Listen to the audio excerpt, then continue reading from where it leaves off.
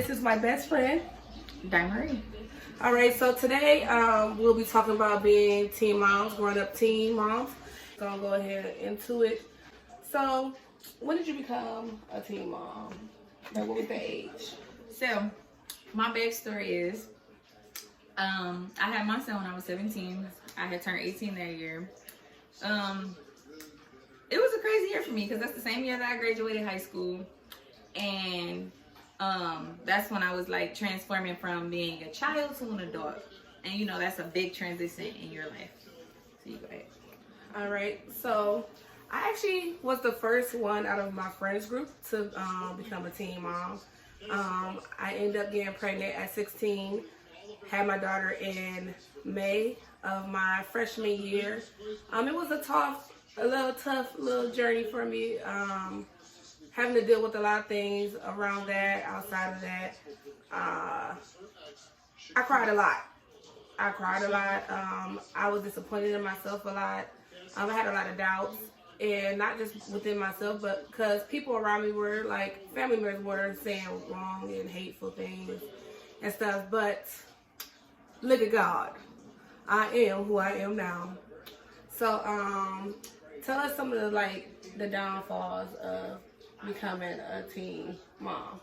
So let's see. First off, let me back up and go over some things that me and you have discussed personally between each other. Like for instance, I remember when she first told me she was pregnant. Now let's go back. I'm not gonna lie, I was a very judgmental person, and I'm one of those people now. I try not to judge because everybody's situation is different, and you never know what position you'll be in life. So when she told me she was pregnant, well, first off, she didn't tell me, and I was just, I was the person like, I can't believe all these young girls are getting pregnant like this, and she was like mad at me. I'm like, what happened? So that's how I found out she was pregnant, because she got mad at me, and then she told me later.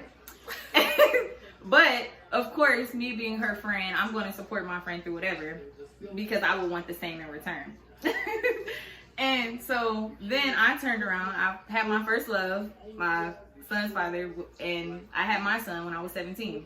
And when I found out I was pregnant, it was a lot of mixed emotions, because of course I was at the point where I was in love with the person I was with, but I was young, and I knew that my family wouldn't support that decision.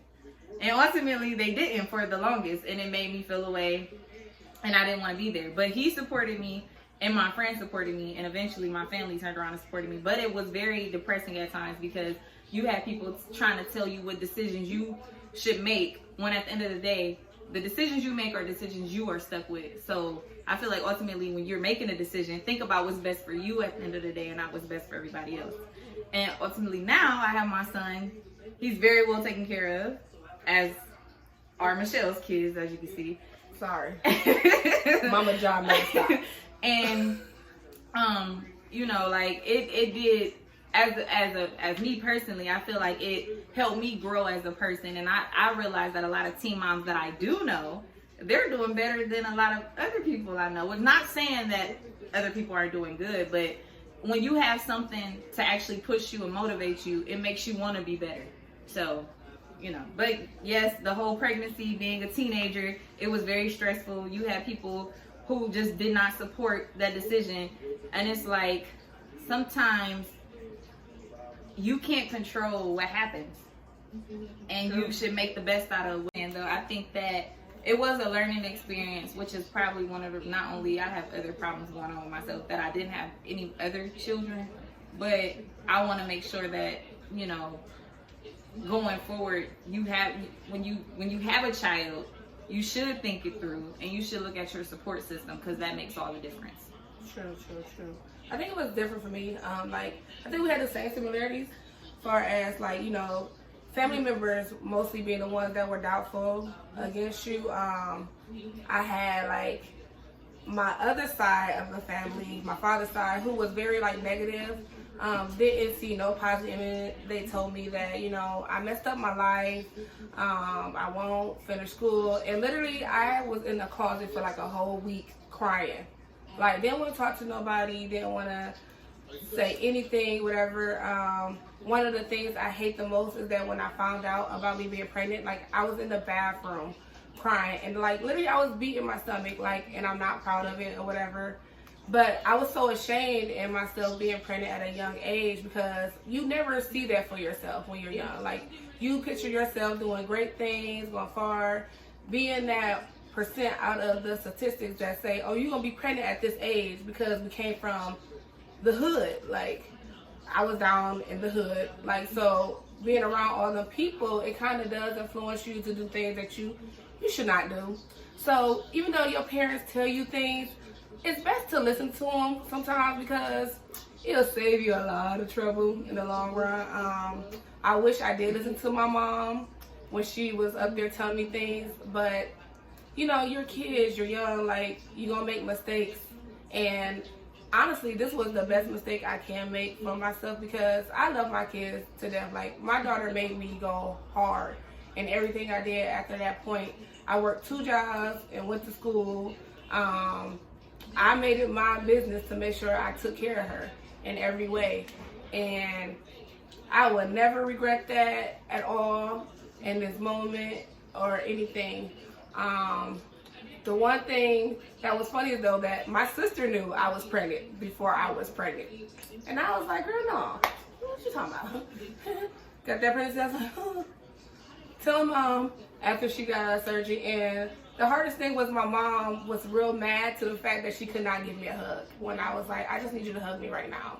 And it hurts a parent's feelings, though, for their child to go down a road where they did not want them to go down, and they try to prevent them from going down, and you still end up going down it. But I mean, at the end of the day, I finished high school. I was, you know, in the high score of my class too, and I was happy and excited. My daughter was in the crowd cheering me on. I think I was the biggest crybaby on that day, because for everybody they graduate, but for me it was like the biggest hurdle I had to accomplish in my life. Just graduating with a child and getting ready to go to college. I did go to college. I did not finish. I did like a good year, and I came on back because it's hard being a single parent in college too. Like, well, mine was a little different, because I was like, let's go back. My high school sweetheart was my son's father, and it was one of those things where me and him was like, we gotta prove everybody wrong, because everybody assumed, oh, you're not gonna make it, because let's be realistic here, teen relationships don't really last that long. But we managed to have our son, get married. I finished college, got a bachelor's degree. And they were in love. Yeah. Like, and even though things didn't work out between us, he made sure he stuck to his promise and he stayed there. I mean, he had his moments where he didn't. But ultimately, he stayed there, and now, even to this day, we're able to be cool and manage things with our son in a good way. And all the people who doubted us, they still, some of them even still have their mixed emotions about him as a father or me as a mother. And it's like, at the end of the day, my son is 10 years old now. He's still alive and doing well, so I think that, you know, we're doing fine as parents. I mean, and that's something that you learn along the way as well. Like, nobody is a perfect parent, I believe. Right. I feel like everybody has their views on what a good parent is. I feel like you have to, it's different based off how your child is, and what you want for your child, and because my thing was, I always wanted what's best for my son, and I wanted to make sure he had a better life than me. However, I feel like I did spoil him, only because that's something that I always wanted to feel, was to be extremely spoiled. But ultimately, he's a good kid, and I think that I'm doing a great job. So being a teen mom does not stop you from being a good parent, period. At all. This is the opposite for me. My daughter's father did not want to be part of her life, because I did not want to have relations with him at all in any type of way, because he just wasn't there for his other kid at the time either, and he kind of put me before his child, and it was just something I didn't want to be around. I feel like a child should always be first, no matter what. You're supposed to value your child first. And it's harder for me because my daughter, you know, she has the moments where she feels like, you know, why is her father not there? And I try to keep the lines of communication open with her, because that is something, like, tough to go through. I went through it, and even though I had a stepfather who I adore so much for being there for me and making sure that I was okay, it's still a different feeling. Like, it's a different feeling to have your blood father love you and somebody else. Even though my stepfather definitely coped and made me like the happiest kid I could be having a father, and I can imagine having a father in my life. My real father was not there for me. We still have issues to this day.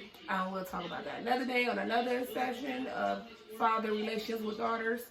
But honestly, like, my life, how it planned out, I wouldn't change it. Of course, you're going to have little things that you wish you could change, but if you could change everything, then everybody will be perfect, and then nothing will be wrong in the world. You wouldn't learn anything. That's what it is. You wouldn't learn anything. But life is about lessons and blessings. That's what I say all the time anyway. and kids are a blessing. I think, like, a lot of people wish they could have kids and don't and stuff. So I think we take that for granted a lot of times, you know, not thinking about that and everything. But all honesty, have a kid when you're ready, though. When you're financially and mentally and physically ready. Because, baby. That's why I don't have any more children, by the way.